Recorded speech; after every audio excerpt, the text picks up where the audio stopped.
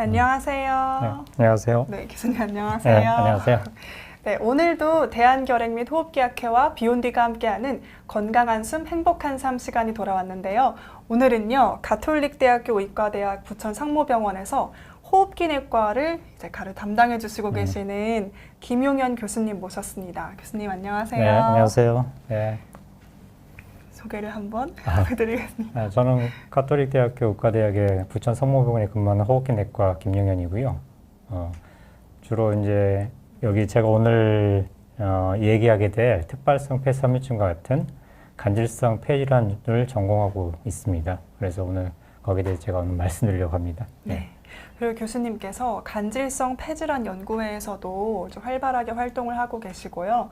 폐질환에 대해서는 정말로 모든 걸 다 이제 꿰뚫고 계시는 그런 교수님이시기 때문에 오늘 강의 들으시면서 뭐 폐질환에 대해서 궁금한 것 있으시면은 정말 다 질문을 해주셔도 됩니다. 네. 교수님께서 다 대답을 해주신다고 하시니까. 네, 제가 하나까지 해드리겠습니다. 네. 네. 그러면 오늘 특발성 폐섬유증에 대해서 다 알려주신다고 하시는데 네. 교수님이 특발성 폐질환이 먼저 어떤 질환인지 설명을 좀 해주실 수 있을까요? 일단 오늘 제가 말씀드리는 건 특발성 폐섬유증이라는 병에 대해서 일단 주로 이야기를 할 건데요. 그거 이제 어떤 다양한 원인에 의해서 폐가 딱딱하게 굳어지면서 원래 폐는 이제 산소하고 이산화탄소를 교환해갖고 우리가 숨을 쉬게 하는 기관이잖아요. 근데 그 장기가 이제 딱딱해지고 섬유화되면서 그 기능을 잃어버려가지고 나중에는 이제 숨이 차고 문제가 생기는 질환이라고 생각하시면 됩니다. 예. 그러니까 폐가 점점 딱딱해지는 네. 질환인 네. 거네요. 그러면 이제 그 폐섬유증이 왜 일어나는지부터 이제 교수님께서 강의를 시작해 주시도록 하겠습니다. 네. 일단 제가 폐섬유에 대해서 먼저 말씀드리겠는데 사실 우리가 이제 제가 오늘 말씀드릴 특발성 폐섬유증이라는 병이 있고 그 외에도 사실 폐섬유화, 폐를 딱딱하게 만드는 많은 원인들이 있습니다. 그래서 제가 이제 여기 원인 불명인 경우도 많고요. 우리 이제 일상에서는 이 분진이라든가 어떤 먼지 같은 걸 마셨을 때 혹은 어떤 직업적으로 환경적인 노출된 어떤 물질에 노출돼서 나타날 수 있습니다. 그 다음에 어떤 특별한 약제의 부작용이라든가 방사선 치료 혹은 이제 본인이 가지고 있는 어떤 유전적 요인이 이런 것을 더 잘 만들 수도 있습니다. 또 하나 이제 여성분들한테 많이 생기는 자가 면역 질환이라는 게 있습니다. 요건 이제 자기 자신의 면역 체계가 자기의 몸을 공격해가지고 생기는 병이죠. 대표적인 게 뭐 류마티스 관절염도 그런 질환인데 이런 병들에서도 동반돼서 폐 손상이 일어나고 이거에 의해서 폐가 딱딱해지는 이런 폐섬유가 일어날 수가 있습니다. 그 외에도 뭐 전문적이긴 하지만은 만성 과민성 폐렴이라든가 드문 사르코이드증 같은 것들이 일어날 수 있습니다. 또 여러분들이 잘 아시겠지만은 예전 이제 가습기 살균제가 상당히 문제가 됐었잖아요. 네. 이것도 이제 흡입을 했을 때 이런 폐섬유화를 일으킬 수 있습니다. 이처럼 폐섬유화 원인은 굉장히 다양합니다. 일단은. 예. 그래서 이제 제가 간단하게 간질성 폐질환이라는 것을 설명을 드리겠는데 간질성 폐질환이라는 것은 여러 가지 병이 이제 모여져 있는 하나의 카테고리 그런 영역이라고 할 수가 있어요. 근데 큰 범주인 거예요. 예, 큰 범주죠. 그 중에서 이제 제가 여기 보여드리는 것이 원인이 확인되는 경우가 있고, 그러니까 원인을 알 수 있는 경우, 네. 그다음에 원인을 알 수 없는 경우가 있습니다. 저희가 이제 특발성이란 말을 하게 되는데 이 특발성이란 말 자체가 원인을 잘 모른다 이럴 때 붙이는 용어라고 생각하시면 되고요. 네. 아까 말씀드렸던 약물이라든가 뭐 직업적이나 공해 같은 노출돼서 생기는 확인되는 경우를 있는데 일단 이런 것들을 이제 배제하고 나서 네. 우리가 이제 현재 오늘 관심 있는 이런 질환에 대해서 우리가 진단을 하게 됩니다. 그다음에 이쪽에 이제 제가 보여드린 질환들은 굉장히 드문 질환이라 일단 전문가적 부분이라 이런 게 있구나 정도만 아시면 될 것 같습니다. 교수님, 근데 원인을 아는 경우에는 뭐 치료가 더 쉽거나 그런가요? 일단은 원인이 알게 되는 경우는 그 원인을 피하는 거, 이게 이제 치료 한 축이 되는 거죠. 그래서 그런 게 중요하고 원인에 따라서 이제 또 예후라든가 이 병이 더 나빠질 거냐 이런 걸 예측할 수 있기 때문에 네. 중요합니다. 그럼 특발성 폐렴은 원인을 모르니까 치료도 더 어렵나요, 교수님? 그런 경우가 많죠. 예. 알겠습니다. 예. 그래서 이제 폐섬유화가 어떻게 되느냐, 이건 뭐 전문가적인 부분이지만은 폐는 여러분들 다 아시다시피 양쪽에 이렇게 양측성으로 있잖아요. 근데 이제 안에 폐포라는 허파과리가 있습니다. 공기가 들랑달랑 하는 곳이죠. 그래서 이 허파과리라는 것은 사실은 이 허파과리와 과리 사이에는 간질이라는 게 있습니다. 그래서 이 간질은 폐포와 폐포 사이의 공간이라고 생각하시면 되는데 여기가 이제 섬유하게 되면 공기가 들랑들랑해서 산소가 교환되는데 장애가 생기게 됩니다. 이런 섬유화, 이런 부분에, 이 부분에 섬유가 생기는 그런 병을 다 간질성 폐질환 이렇게 이야기하시면 되고 이제 그 중에서 특별한 병 중에 하나가 특발성 폐섬유증인 거죠. 그래서 폐섬유화 과정을 제가 이제 보여드렸는데 이렇게 먼저 폐포가 손상이 되고 이게 정상적으로 치유가 돼야 되는데 치유하는 과정이 제대로 이루어지지 않았을 때 폐포가 딱딱해지면서 기능을 상실하는 게 폐섬유화입니다. 그래서 이제 오늘 제가 주로 이제 이야기할 건 특발성 폐섬유증이라고 있는데 아까 말씀드렸던 많은 원인 중에서 특별한 이제 한 가지 병 중에 하나죠. 특히 네. 그런데 그래서 이걸 진단할 때는 먼저 다른 원인들을 다 배제를 해야 됩니다. 특발성 폐섬유증이 아닌데도 마치 특발성 폐섬유증이라는 병처럼 보이는 경우들이 있다는 거죠. 그렇군요. 예, 그걸 먼저 배제해야 진단 됩니다. 내리기가 굉장히 어렵겠네요. 예. 그래서 이 진단을 내리기가 쉽지 않은 케이스들이 꽤 있고요. 네. 그래서 이제 여러 가지 검사들이 필요하게 됩니다. 제가 이제 특발성 폐섬유증에 대해서 말씀드리고 싶은 게 이제 밑에 보시면 제가 그래프를 보여드렸는데 이게 5년 생존율을 보여준 그래프입니다. 그래프를 네. 보면 여기 유방암과 대장암을 제가 표시해 놨고 전립선암이 있는데 이 제일 마지막에 까만색으로 표시된 게 이제 특발성 폐섬유증입니다. 실제로 5년 생존율이 이런 암보다 훨씬 낮다는 거죠. 훨씬 예후가 좋지 않습니다. 그렇군요. 현재까지 이제 보시면 우리 폐암이 가장 나쁜 걸로 돼 있잖아요. 췌장암이라든가 네. 여러분들이 알다시피 그런 걸 빼고는 나머지 암들보다 훨씬 예후가 나쁘기 때문에 이 병이 상당히 중요합니다. 그 방금 정정희님께서 네. 4년 전에 이 병을 앓으셨는데 네. 늘 굳어진 상태로 잘 유지하셨다가 6개월 전에 검사하고 또 이제 이번 달에 검사했는데 폐암이 되셨다고 예, 예. 하시네요. 네. 제가 좀 이따 이제 잠깐 설명을 드리겠지만 특발성 폐섬유증의 가장 문제가 일반 사람들에서 폐암의 발생률이 굉장히 높습니다. 네. 그래서 환자분들이 검사를 할 때 가장 중요한 것 중에 하나가 이 병의 진행도 보는 거 중요하지만은 이제 폐암이 자주 생기기 때문에 폐암이 생기냐 안 생기냐 이걸 보는 게 상당히 중요합니다. 그러니까 이 질환에서 폐암으로 네. 넘어가느냐 안 넘어가느냐. 네. 이 질환 자체가 꼭 폐암으로 변화한다고 보기는 어렵지만은 네. 특히 이 병이 있는 분들이 위험도가. 폐암이 위험도가 훨씬 높아져서 잘 생기는 걸로 되어 있습니다. 그렇군요. 예. 먼저 이제 특발성 폐섬유증을 일으키는 원인은 특발성 아까 제가 말씀드렸잖아요. 원인을 모른다. 원인을 모른다 그랬는데 현재까지 여러 가지 이제 조사에 의하면 네. 아직까지 정확한 원인은 모르지만은 이게 제가 여기다 놔둔 뭐 담배를 핀다든가 나이가 드는 과정, 노화, 혹은 직업조치, 어떤 바이러스 감염, 어떤 환경적인 공해도 연관성이 있을 거라고 알려지고 있습니다. 추측이 되는 겁니다. 근데 바이러스 감염도 있네요. 네네.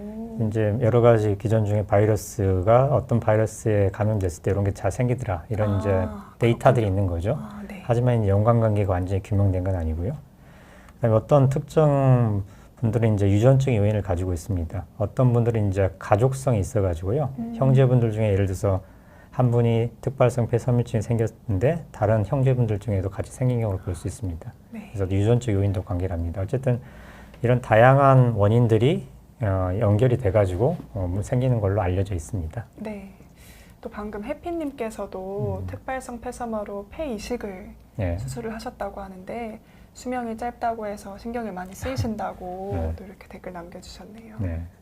네, 어쨌든 뭐 폐 이식을 하셨기 때문에 제가 보기에는 좋은 선택을 하신 것 같고 아직 현재까지는 우리나라에서 폐 이식에 대한 성공률이라든가 생존율이 상당히 좋기 때문에 좀 뭐 그렇게 힘들게 생각하실 필요는 없을 것 같습니다.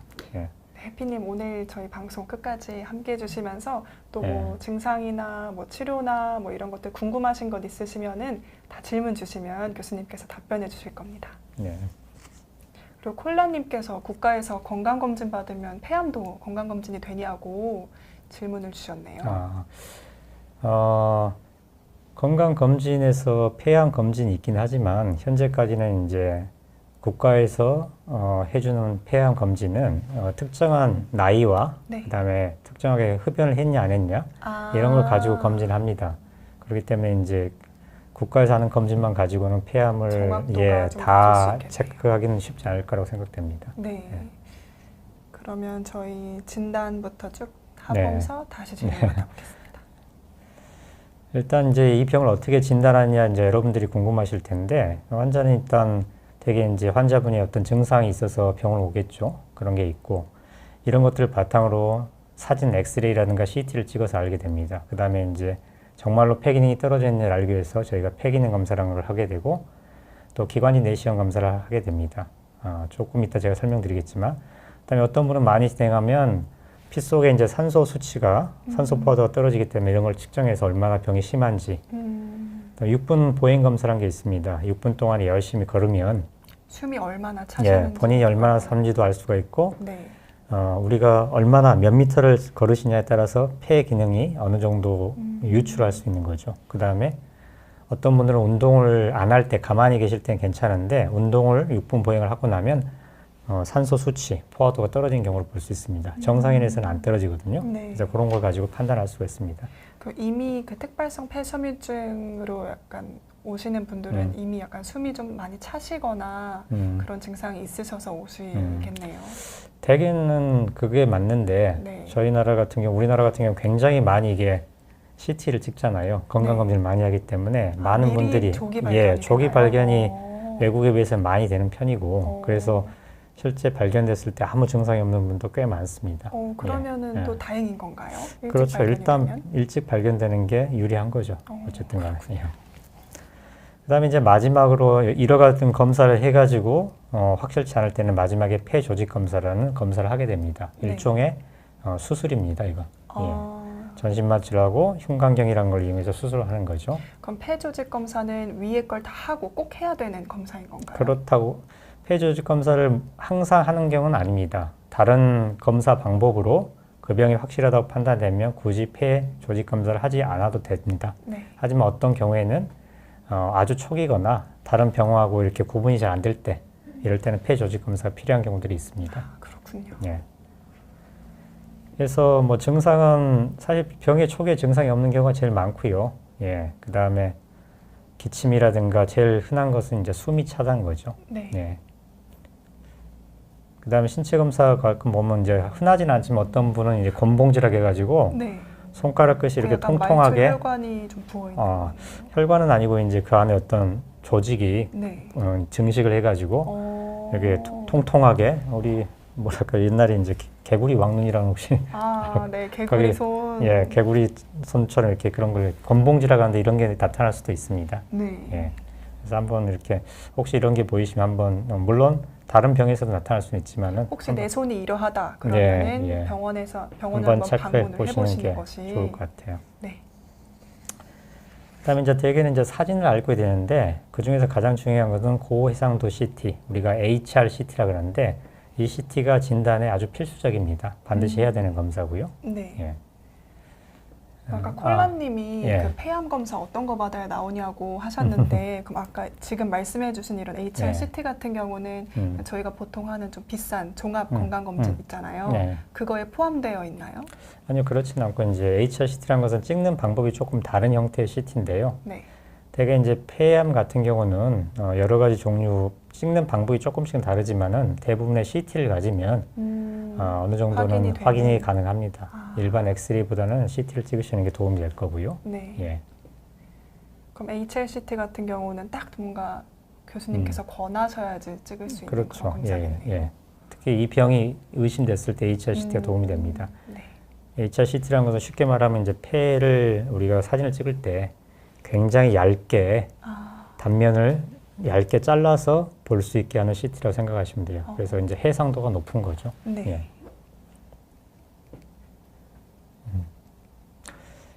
그래서 제가 뭐 사진 하나 보여드리면 여기 이제 왼쪽에 있는 엑스레이 사진은 정상인데요. 네. 정상은 폐는 이제 공기가 차 있으면 이렇게 까맣게 보입니다. 이렇게 까맣게 보이는데 옆에 분은 이제 폐섬유화증 일어난 환자분 건데 이렇게 하얗게 뭔가 끼어 있는 것처럼 전반적으로 있잖아요. 네. 이런 걸 가지고 할 수 있고 이제 고해상도 CT를 제가 하나 예로 보여드리면 여기 제가 화살표를 해놨는데 이런데 이제 까만 부분은 정상적인 폐입니다. 말끔하게 깨끗하게 보이죠. 네. 근데 여기 보시면 이제 마치 구멍이 뚫린 것처럼도 보이고 하얗게 우리가 보통 벌집 있잖아요. 네. 벌집 모양이라고 표현하는데 그런 벌집 모양의 형태로 이런 나타나게 됩니다. 이게 이제 폐가 굳어진다는 표시죠. 이걸 가지고 우리가 진단을 하게 됩니다. 지금 전도사님께서 네. 폐가 이렇게 사진을 찍으면 하얗게 나오는데 음. 병원에서 괜찮다고 한다고 하세요. 근데 폐가 하얗게 나오는데도 괜찮을 수 있는 건가요? 글쎄요, 제가 이제 직접 사진을 보지 못했기 때문에 뭐라고 말씀드릴 없는데, 이제 예를 들어서 가운데 여기 제가 보여준 거 보시면 여기 하얗게 보이는 부분 있잖아요. 이건 심장이거든요. 네. 정상적인 심장이 보이기 때문에 하얗게 보이기 때문에 아마 뭔가 문제가 있었으면 이상이 있다고 했을 것 같습니다. 예. 그럼 폐도 하얗게 나올 수 있는 그런 건가요? 그렇지는 않죠. 그렇지는 않지만은 다른 이유인 경우에도 그렇게 나올 수 있기 때문에 반드시 뭐 하얗게 나온다고 해서 병이 있다는 걸 의미한다고 보기는 어려워요. 네, 감사합니다. 그래서 이제 한번 CT를 보시면 이렇게 보이신다고 이제 이렇게 이런 환자분들이 나중에 이제 병이 진행하게 되면 이 까만 부분 정상의 폐가 없어지면서 전체가 다 이렇게 벌집 모양으로 바뀌면서 폐 기능을 상실하게 됩니다. 그렇게 이제 진행하는 병이 특발성 폐섬유증이다 이렇게 생각하시면 될 것 같아요. 그렇군요. 예. 그래서 이제 이 진단할 때 중요한 게 이제 폐기능 검사가 중요한데요. 폐기능은 폐활량을 보기 위한 겁니다. 제가 이제 폐기능 검사나 예를 들게 잘 보이실지 모르겠는데 여기 보시는 폐활량이 이게 화살표분이 폐활량인데 이 퍼센테이지가 있습니다. 79%라고 되어 있는데 이건 정상 사람들에 대비해서 100을 기준으로 했을 때 이 환자분의 폐활량이 79%로 떨어져 있다. 이런 걸 알 수 있는 겁니다. 그래서 네. 이 폐활량을 가지고 병이 얼마나 진행했냐, 심하냐 이런 걸 이제 판단하는 근거가 되기 때문에 반드시 필요한 검사입니다. 또 하나 이제 기관지경 검사가 있는데 기관지경은 사실 뭐 내시경과 똑같죠. 위내시경처럼 내시경을 기관지를 통해서 폐 안까지 들어가는 겁니다. 그래서 이렇게 이제 구조가 있고 이런 이제 조직 검사라는 도구를 이용해서 하기도 하죠. 그래서 검사를 하는데 이 특발성 폐섬유증 같은 간질성 폐질환을 할 때는 기관지 폐포 세척술이라는 것을 하게 됩니다. 여기 보시면 내시경이 기관지경이라고 내시경이 들어가 있고 폐 안으로 여기에 이제 생리식염수를 폐 안에 집어넣습니다. 그리고 이 생리식염수를 한번 씻어내 가지고 이걸 다시 빨아들여 가지고 이 생리식염수 안에 있는 세포를 검사하게 됩니다. 이런 것들이 이제 진단에 조금 도움을 줄 수가 있어 시행됩니다. 그럼 직접 세포를 이렇게 끌어와가지고 검사를 그렇죠. 하는. 그 물을 뽑아서 이제 그걸 현미경으로 보게 되면 어떤 특정 세포가 많이 증가돼 있거나 줄어져 있다 이런 걸 판단할 수 있고요. 네, 그런 것들이 이제 진단을 구분하는데 도움을 줄 수가 있습니다. 그 다음에 이제 마지막으로 확진한데 제일 중요한 건 폐 조직 검사입니다. 폐 조직 검사는 현재는 이 흉곽경이라는 내시경을 이용해서 검사를 합니다. 옛날에 이제 폐를 조직 검사를 하면 폐를 열었죠. 가슴을 그렇죠. 열어서 개용을 했었는데 절개를 했는데 요즘 그렇지 않고 이 갈비뼈 사이에 이제 조그만 구멍을 내 가지고 거기다 내시경을 집어넣어서 검사를 하게 됩니다. 여기 보시면 이건 제가 이제 전문적이라 넘어가고요. 폐 생검할 때 이렇게 요거 이제 사람이 옆으로 뭐로 이렇게 누워 있다고 그렇게 보시면 돼요. 그 그림이시고 네네. 여기에 이제 이 흉곽이랑 내시경이 들어가는 거죠. 모양이 이렇게 생긴 것들이. 그래서 실제 검사한 사진을 제가 좀 보여드리려고 왔습니다. 내시경이 들어가서 안에를 보면 이렇게 폐가 보이죠. 폐가 까만데요. 예, 이분은 이제 담배를 많이 폈기 때문에 특발성 폐섬유증은 담배 피는 흡연하고 상당히 연관성이 높습니다. 네. 그래서 연관 원인의 하나라고 생각했죠. 그래서 이렇게 폐를 들여다보면서 이러한 도구를 집어넣어갖고 폐를 조금 잘라내는 조직 검사를 하게 됩니다. 이런 식으로 검사를 하시는데 생각보다 굉장히 안전한 검사 중에 하나입니다. 예. 그래서 저만 계속 말하는 것 같아서. 네. 예. 교수님 방송이니까요. 그래서 이건 이제 시청자분들이 조금 이제 도움이 되시게 이게 이제 폐 조직 검사하는 실제 표본이거든요. 이렇게 네. 떼가지고 현미경으로 들여다보면 좀 더 크게 확대를 해서 보면 여기 하얗게 보이는 부분은 공기가 들어있는 이 허파과리들입니다. 네. 그래서 이 부분은 정상인데 이 부분을 보시면 이렇게 핑크빛으로 이렇게 두꺼워져 있잖아요. 네. 이런 부분들이 폐가 딱딱해진 섬유화가 일어난 병이 있는 부분입니다. 그래서 이런 조직 검사를 통해서 최종 확진을 내릴 수가 있습니다. 저 정도면 어느 정도까지 지금 진행이 됐다고 보통은 진단을 내리시나요? 이제 조직 검사 자체는 진단을 위해서 도움이 되지 얼마나 병이 진행됐냐 보기는 어렵습니다. 왜냐하면 조직 검사란 것은 폐 전체에서 일부만을 떼가지고 그렇군요. 보는 거죠. 네. 폐 이제 진행에 관련된 게 이제 폐 기능 검사 굉장히 중요합니다. 폐활량이요. 그렇군요. 예. 그다음에 이제 아까 육분 보행 검사 제가 설명드렸는데 실제 저희 병원에서 이제 하는 거죠. 검사하실 때 검사 전에 산소 포화도를 재고 네. 운동을 했을 때 산소 포화도가 떨어지는 걸 보고 몇 메타를 걸 수 있느냐. 결국 이제 운동을 잘 하신다는 건 폐 기능이 그만큼 좋다는 뜻이겠죠. 예. 그런 이제 검사를 하게 됩니다. 그럼 6분 보행 검사로는 이제 그 진행 정도를 알 수 그렇죠. 있나요? 예. 요게 이제 처음 진단하실 때도 하는 경우가 있고 네. 중간에 약물 치료에서 내가 얼마나 계속 나아졌나, 운동 능력이 계속 유지되는가 이런 걸 평가하기 위해서 이제 이런 검사를 하게 됩니다. 네. 예. 근데 교수님 아까 예. 그 저희 폐 하얗게 나오는데 괜찮다고 진단을 받으셨다는 전도사님께서 점으로 나온다고 폐에 이렇게 하얗게 점으로 나왔는데도 괜찮은지 궁금하시다고 하시네요. 글쎄 제가 사진을 직접 보지 못해서 말씀드리기는 어려운데 사실 이제 간질성 폐질환의 폐 섬유증 말고도 굉장히 다양한 병들이 있습니다. 비슷하게 보이는 병들이. 네. 근데 이제 점으로 나온다고 표현하신 거 봐서는 제가 보기에는 섬유증하고는 다른 병이 아닐까 생각이 됩니다. 예. 일단은 그 병원 선생님은 괜찮다고 하셨으니까 일단은 괜찮으실 것 같다. 네, 예, 그럴 것 같습니다. 네. 예. 중요한 건 이제 되게 그렇게 이상이 있다고 생각되면 네. 일정 간격으로 사진을 찍어서 이게 시간에 따라서 어떤 변화가 생기는가 이런 것들을 이제 보는 게 도움이 될 것입니다. 네, 감사합니다. 네. 그 저희가 이제 특발성 폐섬유증 예후로 넘어가기 전에 질문을 조금 받아볼게요. 먼저 콜라님께서 근데 저거는 침샘암에 대한 이야기인데 교수님 침샘암에 대한 질문도 침샘암은 제가 직접 보는 전문 분야가 아니기 때문에 그러면 아마 그냥 암 검사를 할 때 검사랑 검사를 다 했는데 검사를 할 때 이제 전이가 되냐 안 되냐 그것만 보는지 아니면 암이 있는지 보는지 물어보시는 것 같네요. 그러니까 어떤 종류 암이든 예를 들어서 침샘암이라면 침샘암을 정말로 진단받으셨다면 병원에서는 그 침샘암이 침샘 안에만 있는지 혹은 다른 데로 전이가 됐는지 멀리 갔는지를 확인하게 됩니다. 그래서 당연히 그런 검사를 했을 것 같고요. 그중에 이제 대표적인 게 펫CT라는 검사가 있습니다. 그런 거 가지고 머리에서부터 발끝까지 체크를 하게 됩니다. 예. 그리고 김미선님께서 폐포성 단백증이 뭐고 혹시 치료 방법 같은 거 있으면 알려달라고 질문을 주셨습니다. 폐포 단백증이라는 병은 사실은 굉장히 희귀한 질환이고요.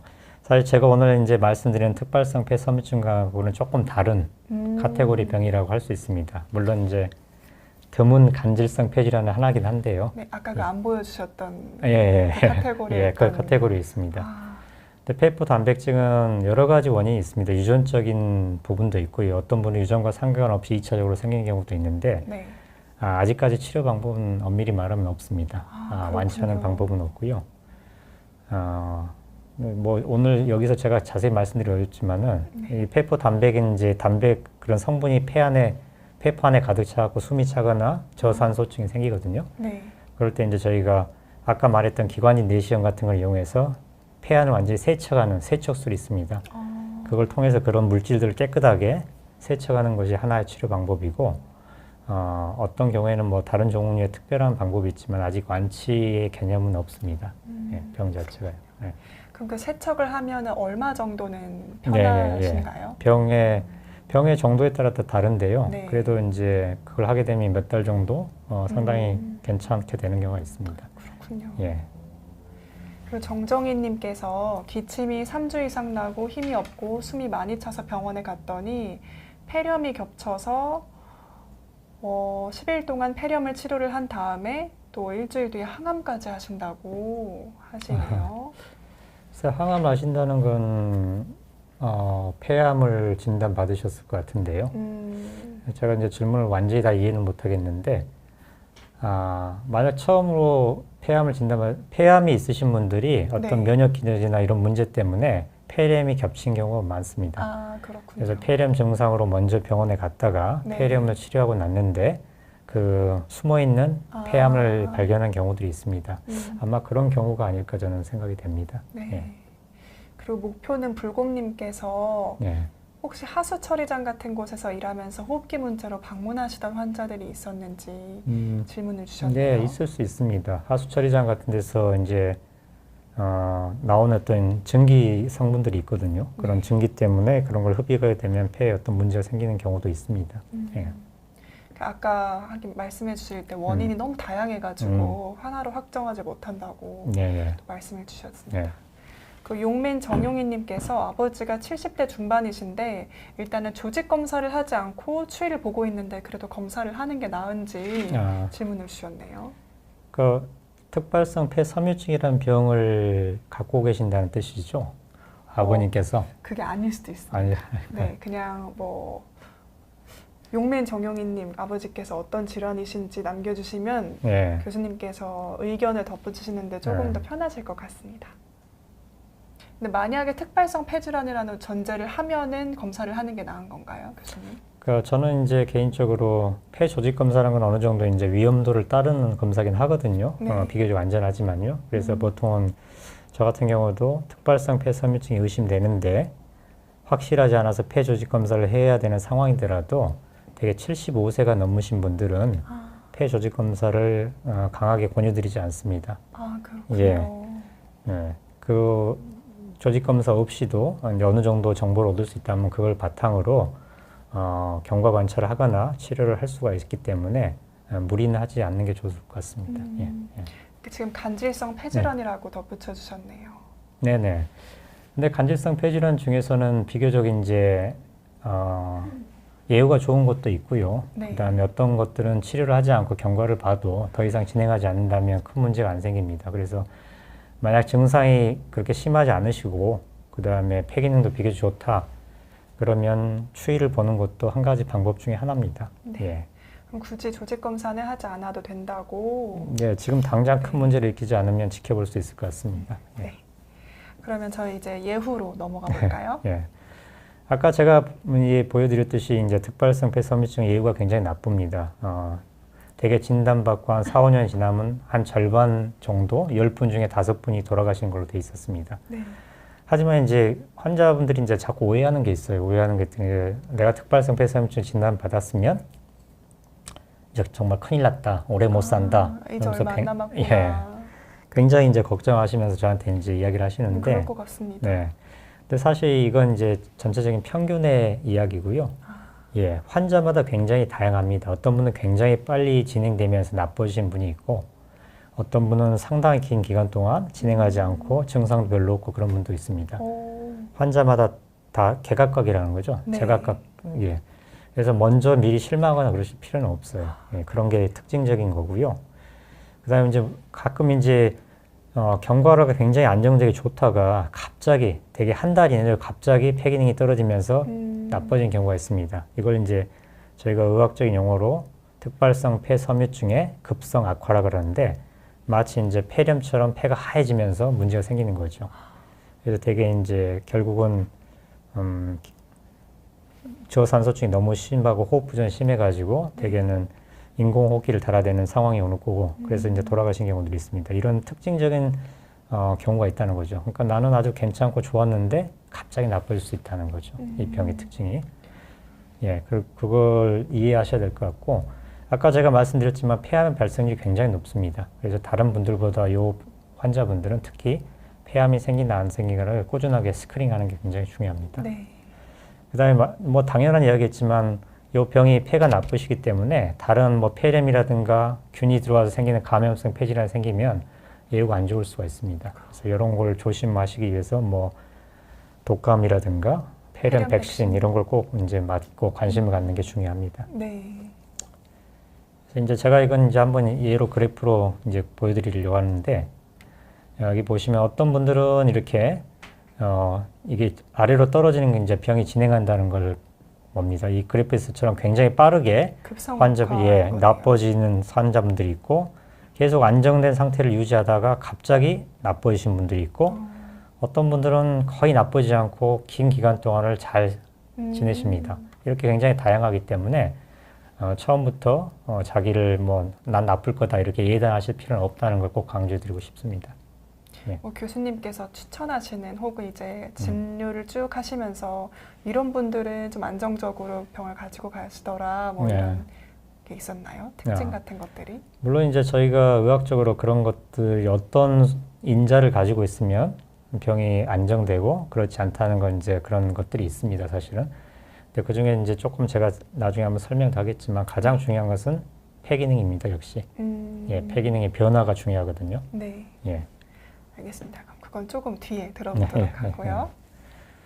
이건 이제 아까 제가 말씀드렸던 특발성 폐섬유증의 급성 악화라는 건데 이제 이런 것들이 있다는 것을 아시면 될 것 같습니다. 그래서 내가 항상 좋다고 해서 그 상태가 계속 유지되지 않는 경우가 생길 수 있다는 걸 항상 기억해 주시고 급성 악화인 경우는 사망률이 굉장히 높습니다. 일단 생기면 되게 사망률이 한 60에서 70% 가까이 되기 때문에 상당히 주의가 필요한 그런 컨디션이라고 할 수 있습니다. 아직까지 이제 이 급성 악화가 일어났을 때 검증된 효과적인 치료법은 없습니다. 그래서 현재는 고용량의 스테로이드 제제를 투여하는 게 치료로 사용되는데 그런 문제가 있습니다. 예. 그래서 급성 악화를 제가 이제 강조하는 것은 이 병을 가지신 분들이 항상 관심을 가져야 되고 평소에는 이제 엑스레이가 이렇게 이제 원래 폐가 굳어져 있기 때문에 하얗게 보이지만 괜찮다가 이게 이제 더 하얘지면서 양쪽이 뿌옇게 변하고 안 그랬는데 갑자기 숨이 차고 점점점 숨이 심하게 차는 경우가 있습니다. 빠른 속도로. 이게 되게 이제 3주나 4주, 한 달 이내에 일어나는데 이런 증상이 생긴다면 빨리 병원을 가셔서 확인하시는 게 중요합니다. 예. 근데 정말로 그냥 어떤 뭐 원인이나 그런 요인 없이 갑자기 나빠지는 건가요?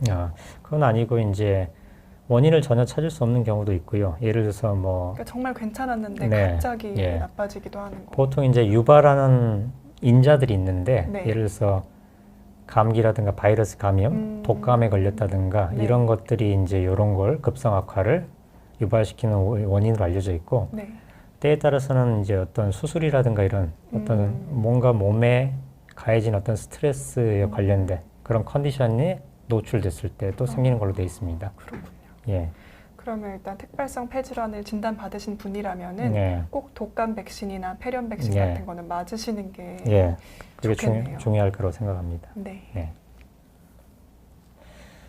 이제 예후에 대해서 이제 많이 궁금하실 텐데 아까 말씀드렸듯이 이제 주요 사망 원인은 병이 이제 진행하면서 천천히 폐기능이 떨어지고 숨이 차게 됩니다. 그러다가 이제 호흡 부전으로 사망하시는 거고 나중에는 이제 거동이 힘들어지고 산소가 필요해서 집에서 이제 산소요법, 산소를 투여받으면서 사시다가 돌아가시는 경우가 많고요.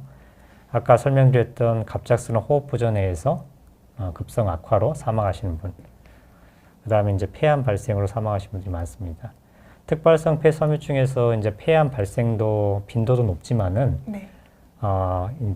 이 병이 없이 폐암이 생긴 분들에 비해서 예후가 더 나쁩니다. 치료가 더 어렵습니다.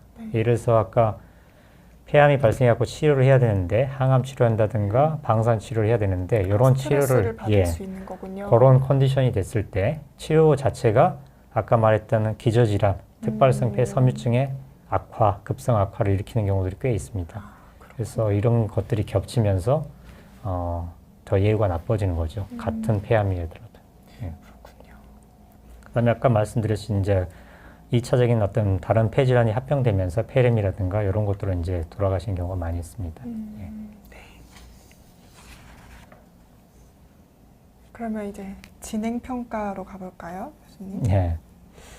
아까 이제 환자분들이 제일 궁금해하시는 건 제가 보기엔 이제 제가 예를 들어서 어느 정도 병을 진단 받으셨을 때 맞아요. 이게 이제 어떻게 진행될 거냐, 내 상태가 어떨까 이런 게 궁금할 거예요. 근데 이제 이걸 평가하는 방법은 한 가지 검사만으로는 알기가 어렵습니다. 그래서 아까 말씀해 주셨던 뭐 6분 도보 검사. 여러 가지 다양한 검사를 저희가 하게 되고 이 검사 결과를 종합해서 판단을 해야 됩니다. 그래서 이제 한번 그럴 때 하실 때마다 검사를 많이 하게 되죠. 힘들죠. 그래서 이것도 스트레스겠네요. 그 중에 하나가 제일 중요한 게 이제 아까 말했던 폐활량을 체크하는 폐기능 검사를 하게 됩니다. 그다음에 이제 아까 말했던 CT도 찍으면서 내가 6개월 전에 찍었던 CT하고 지금 찍었던 CT하고 어떻게 변했느냐 이런 걸 이제 평가를 해야 됩니다. 물론 이제 숨이 차다 안 차다 증상이 나빠지냐 이게 중요하겠죠. 아까 말했던 6분 도보 검사 같은 걸 통해서 폐 기능이 보존이 되고 있는 건지 운동 능력이 혹시 떨어지지 않는 건지 평가합니다. 그다음에 이제 필요하면 저산소증이 있는지 피를 뽑아서 검사를 하는 거죠. 네. 동맥혈 산소 분압 측정이라고 보통 이야기합니다. 그게 뭔가요? 동맥혈 산소 분압 측정이? 우리가 이제 이런데 동맥들이 있잖아요. 동맥혈이 있는 데를 피를 뽑아서 동맥혈 안에 산소의 농도, 쉽게 말하면 이게 농도가 얼마나 높은지를 체크하는 겁니다. 그래서 이제 병이 진행하게 되면 폐에서의 산소 교환이 떨어지기 때문에 산소 수치가 떨어지게 되죠. 네, 그래서 그런 걸 체크하는 게 됩니다. 그다음에 이제 피 검사 중에 이제 최근에는 이제 이 KL6라는 그런 마커가 있는데 하나 예입니다. 자주 사용하는 것 중에 하나인데 이걸 이제 저희는 바이오 마커라는 표현을 씁니다. 바이오 마커. 그러니까 뭔가 이제 생리적인 상태를 보여주는 표지자란 뜻이죠. 예. 그래서 이 수치 같은 걸 체크하고 이 수치가 높으신 분들은 병이 조금 진행하겠다. 조금 나빠지거나 진행하는 걸 예측할 수가 있습니다. 이 수치가 낮으면 그래도 뭐 괜찮군요. 뭐 이렇게 말씀을 드릴 수 있는 거죠. 그 다음에 이제 또 하나가 폐섬유증이 진행하게 되면 우리가 산소가 부족하게 되면 심장이 일을 많이 하게 됩니다. 그렇기 때문에 이 심장의 부하계 권리가 돼서 무리가 될 수 있어요. 예, 무리가 되면서 폐동맥 고혈압이라는 게 생기게 됩니다. 2차성으로. 결국 이제 이건 심장 기능에 문제가 생기는 거죠. 결국 이게 복합되면서 숨이 더 차고 이런 현상이 생기는 겁니다. 예후에도 나쁘고요. 이런 것들을 체크하게 되는데 보통 이 검사를 아주 조금 빨리 진행하거나 심하신 분은 짧게는 3개월 아니면 6개월 정도 간격으로 일정하게 체크하는 게 중요합니다. 네. 그래서 이런 것들을 일정 간격으로 체크를 해가지고 어떻게 변하는 걸 가지고 병이 진행한다, 안 한다 이렇게 이제 판단을 하는 거죠. 예. 알겠습니다, 교수님. 그래서 이런 것들을 이제 이해하시고 그런 검사들을 이렇게 정확하게 해주시는 게 도움이 될 것 같습니다. 예. 그 다음에는 그래프가 있네요. 이건 그냥 제가 이제 병원에서 실제하는 폐기능 검사 예를 든 겁니다. 네. 이제 같은 환자의 폐기능인데요. 요거 이제 이 뒤에 게 이제 나중에 한 거죠. 제가 이제 이렇게 동그랗게 표시를 해놨는데 제일 위에 있는 수치가 폐활량입니다. 폐활량이 정상 대비 91%였다는 얘기죠. 그 다음에 이제 여기서 보이는 108이란 것은 전체 폐의 용적이라고 생각하시면 됩니다. 왜냐하면 폐섬유화증이 진행되면 폐가 딱딱해지면서 폐가 그러니까 쪼그라드는 거죠. 예, 쪼그라기 때문에 폐 용적이 줄어들게 됩니다. 네. 그래서 숨도 더 차죠. 근데 이분 같은 경우는 처음에 정상의 한 91%, 그 다음에 거의 정상을 넘어서는 범위에, 평균 범위에 있었다가 병이 진행하면서 보면 폐활량이 68%까지 떨어진 걸 볼 수 있습니다. 폐활량이 많이 떨어졌죠. 마찬가지로 폐가 쪼그라들기 때문에 폐의 용적이 108에서 65%로 떨어진 걸 볼 수 있습니다. 그래서 이런 검사를 함으로써 이제 환자분들을 보시는 의사는 이제 판단을 하게 되는 거죠. 얼마만큼 폐기능이 떨어졌고 병이 진행됐구나. 이 속도가 너무 빠르구나 혹은 느리거나 이런 걸 판단해서 치료의 방침을 정하게 됩니다. 네. 그럼 이제 아마 제일 궁금하신 내용일 것 같아요. 네. 이제 어떻게 치료가 되고 있고 뭐 또 그런 것도 이제 궁금할 것 같아요. 참 이제 이 병에 대해서 뭐 말은 제가 말씀드리지만은 치료라는 부분이 상당히 어려운 병이긴 합니다. 예. 그래서 이제 제가 치료에 대해서 말씀드리겠는데 먼저 특발성 폐섬유증 원인을 잘 모른다고 했잖아요. 네. 근데 어쨌든 대부분의 많은 환자분들이 흡연, 담배를 피는 분들한테 생깁니다. 그래서 일단 분명히 어떤 연관관계가 있으라는 걸 유추할 수가 있고요. 그래서 일단 담배를 피우셨던 분이라면 금연하시는 게 가장 중요합니다. 네. 금연하셔야 되고요. 아까 말씀드렸듯이 폐기능이 떨어지기 때문에 다른 병이 생기는 걸 막아야 됩니다. 폐질환이.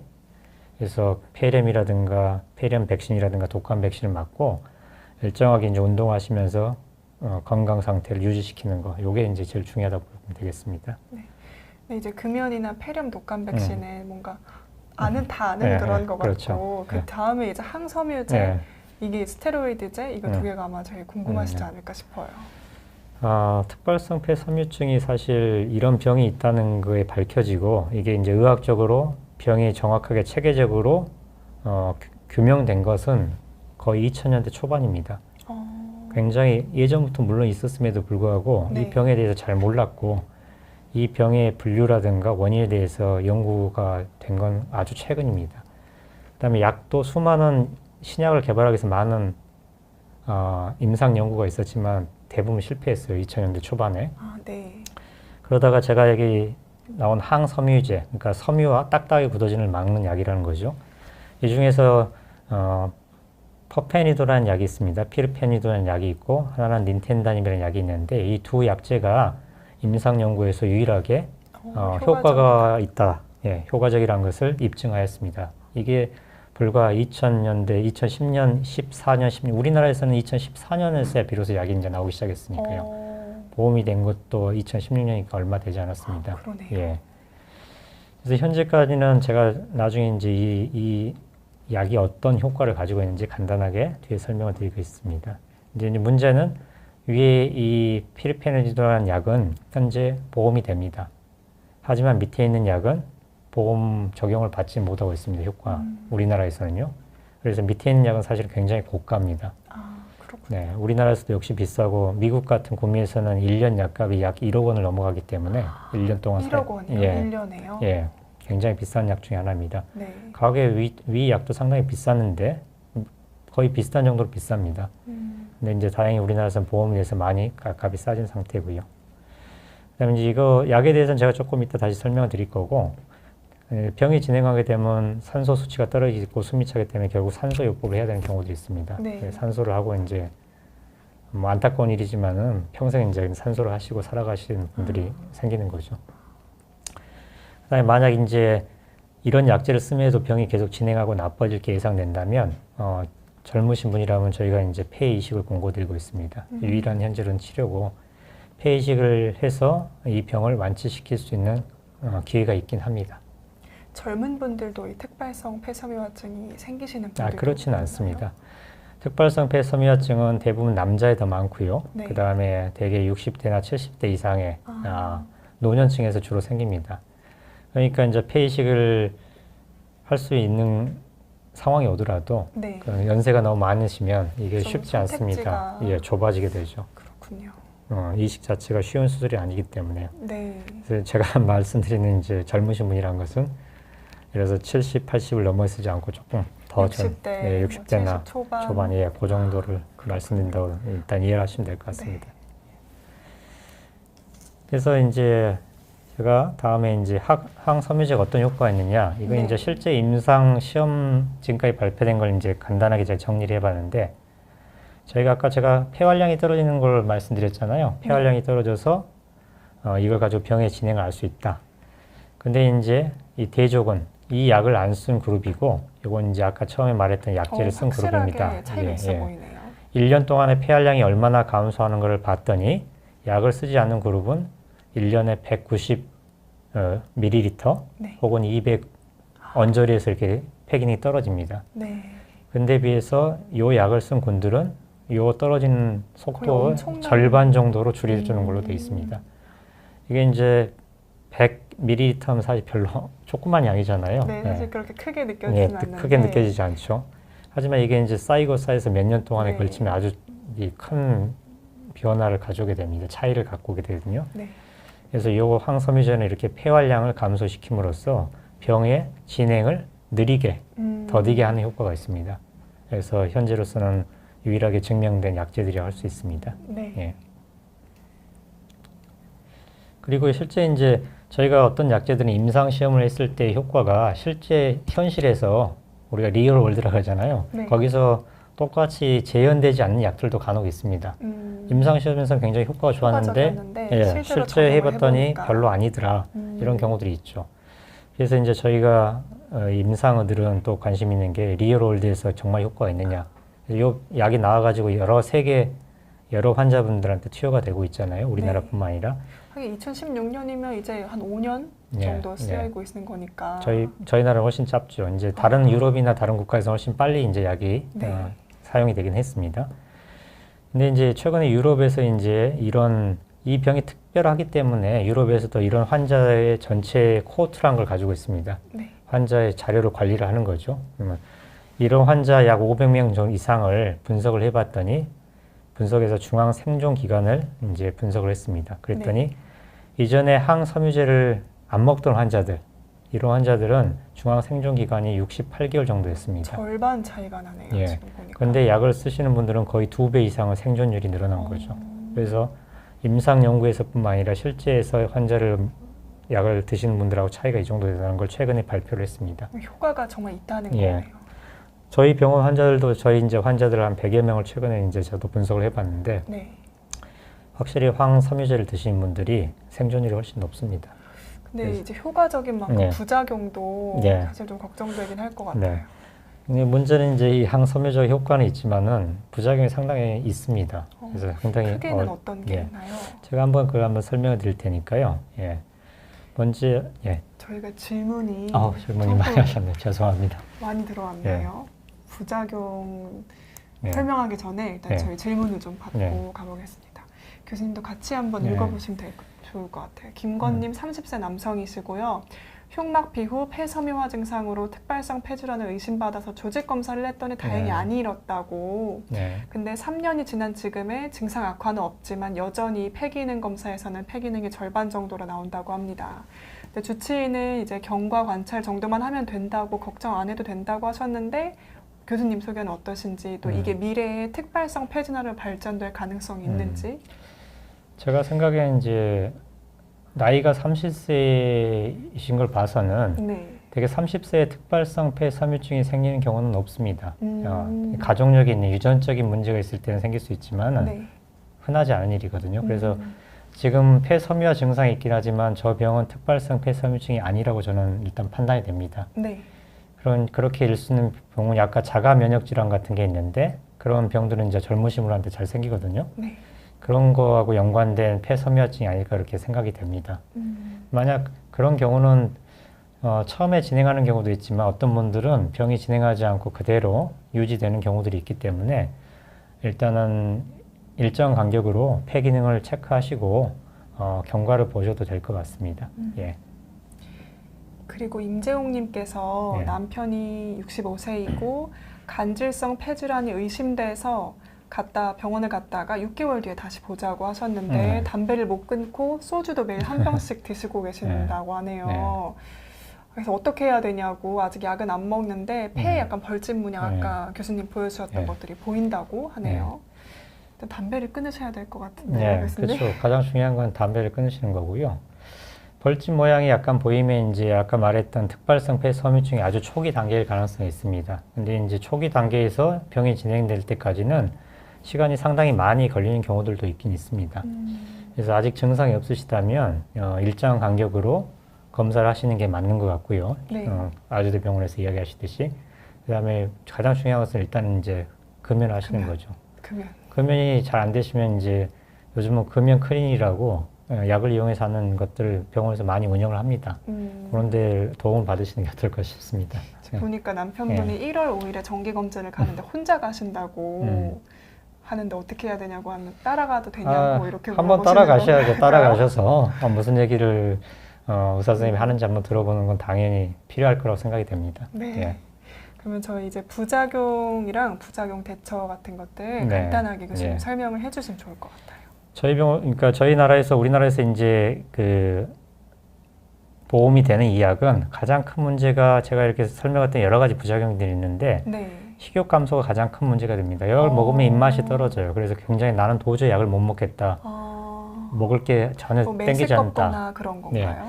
메스꺼운 것도 생기는 분들이 있는데요. 메스껍지 않으면서도 식욕만 떨어져서 힘들어하는 분이 우리나라 분들은 정말요? 특히 많습니다. 어. 그래서 이게 너무 심해서 어떤 분들은 실제 체중이 감소가 일어나고 약을 완전히 쓰기 어려운 경우가 있습니다. 이런 경우는 저희가 약의 용량을 줄입니다. 근데 이게 식욕이 감소가 되는 거지 뭐 실제로 소화가 안 되는 거는 아니죠, 교수님? 약간의 소화 불량도 있는 걸로 돼 있습니다. 소화 장애가 있는 걸로 돼 있고요. 또 하나 재밌는 부작용, 특징적인 부작용 환자가 광과민이라고 해서 이 약을 먹게 되면 이 햇빛을 쬐는 부분에 햇빛의 발진이라든가 피부에 두드러기, 그런 게 생기게 됩니다. 굉장히 심하신 분은 마치 이렇게 우리가 썬번이라고 그러죠. 네. 일과 너무 햇빛에 타는 듯이 이런 것들이 생기고 부작용이 있습니다. 그래서 이런 것들은 약을 드시면서 선크림을 바른다든가 모자나 이런 걸로 햇빛을 피해주는 게 중요한 이제 방법입니다. 교수님 근데 닌테다닙이 음. 이제 급여가 적용이 안 되는 네. 약이라고 하셨는데 그 나열해주신 부작용 같은 건 음. 더 많아 보이거든요. 피리페디돈이랑. 아, 근데 둘 약 간에 뭔가 차이가 있는 건가요? 그 두 약 모두 먹기 힘들어하는 부작용이 있는데요. 그 네. 부작용이 조금 다른 거죠. 이 프로파일이 다른 건데 닌텐다짐은 가장 문제가 되는 게 설사입니다. 아. 이 약을 먹으면 설사가 잘 일어나고요. 네. 어떤 분들은 설사 때문에 약을 더 이상 복용하지 못하는 경우가 있습니다. 그다음에 이제 이 약에 비해서는 닌텐다짐 약은 간 기능에 이상, 간 수치가 올라간다든가 문제가 생길 수 있습니다. 그래서 네. 술을 드시는 분 같은 경우는 특히 문제가 될 수가 있죠.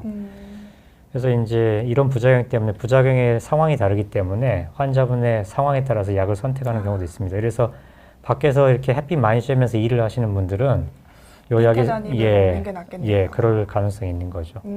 그래서 이런 걸 가지고 저희 결정을 하게 그럼 됩니다. 닌테다님도 얼른 보험 적용이 돼가지고 좀 환자분들이 선택을 하시면서 네. 치료를 할 수 있으면 훨씬 좋긴 하겠네요. 예, 예, 저도 그게 바람입니다.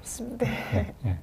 그러면 저희 이제 시간이 거의 다 돼서요. 산삼님 폐섬유증이 뭔가요? 라고 물어보셨는데 저희 네. 방송을 다시 보시면서 교수님이 앞부분에 굉장히 자세하게 설명을 잘 해주셨습니다. 예. 그리고 벌집 모양이 생기면 폐가 나쁜 걸 수도 있다라고 이제 교수님께 설명해 주셨으니까 앞부분 보시면 되시겠고요. 그래서 마지막으로 이제 특발성 폐섬유증에 대해서 좀 간단하게 요약을 해주시면 네. 좋을 것 같아요. 예, 아까 항섬유 부작용에 대해서 대체에 대해서 제가 말씀드렸고요. 네. 한번 이렇게 복용 보시면 용량을 줄이고 예, 그리고 필요하시면 아까 햇빛을 피하기도 하고 네. 지사제 복용하기도 네. 하고요. 예, 그렇게 하시면 될 것 같고요. 요약을 드리면 일단 계속해서 이제 숨이 차거나 마른 기침이 있으면 한번 네. 병원을 가보셔야 되고 보통 저희가 의사가 청진을 해보면 청진기에서 이제 수포음이라는 게 들립니다. 그런 게 들리면 특히 의심할 수가 있고 가장 강조드리지만 가장 중요한 것은 CT 고해상도 촬영도 CT. 예, 고해상도 CT를 찍어야지 진단할 수가 있고 요것만으로도 폐 조직 검사를 하지 않고 진단할 수가 있습니다. 네. 그다음에 또 하나는 특발성 폐섬유증이라고 단정하시기 전에 이거 비슷한 질환들이 많이 있습니다. 다른 원인들이 있기 때문에 이런 원인들이 있는가를 다 찾아봐야 됩니다. 네. 이런 경우는 이제 치료가 달라질 수가 있죠. 그래도 이제 진단이 불확실하게 되면 아까 말했던 폐생검. 폐생검 조직 검사를 하게 됩니다. 그다음에 이제 안타깝지만 아직까지는 완치가 불가능한 질환입니다. 하지만 먹으면 진행 속도를 예, 진행 속도를 늦춰서 훨씬 좋은 결과를 가져오기 때문에 네. 그런데 이제 관심을 가지고 꾸준한 치료가 필요할 것 같습니다. 네. 네. 그러면 저희 지금까지 이제 교수님께서 특발성 폐섬유증에 대해서 정말 다 알려주셨는데요. 예, 근데 마지막에 그냥 가려고 했더니 밤비누님께서 29세 남자신데 18살 때부터 담배 피워서 끊은 지 3년 됐는데 몇 년 지나면 폐암으로부터 안전하냐고 질문을 주셔서 글쎄, 넘어가지 않을 수가 없네요. 사실 그 질문은 정말 저도 정확하게 답을 드릴 수는 없는 거고요. 하지만 저희가 일단 담배를 피게 되면 그 담배 효과에서 벗어나는 데는 약 10년이 걸리는 걸로 알려져 있습니다. 10년이요? 예, 그래서 10년 동안은 꼭 금연을 하셔야겠네요. 네, 3년 됐다고 안심하시지 마시고요. 네, 예, 10년 동안 금연 성공하시길 바랍니다. 네.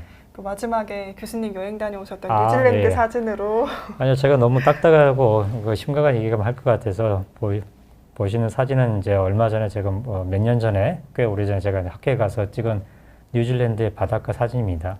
그래서 앞으로 코로나가 종식돼서 좋은 날이 와서 이런 데 가서 이런 풍경을 봤으면 하는 바람에서 사진을 넣었습니다. 네, 감사드립니다. 네, 교수님 네, 감사합니다. 감사합니다. 네, 그러면 저희 오늘 대한결핵 호흡기학회와 이제 김용현 교수님 함께 해주셨던 강의는 여기까지 듣도록 하겠습니다. 시청해주셔서 감사합니다. 감사합니다. 감사합니다.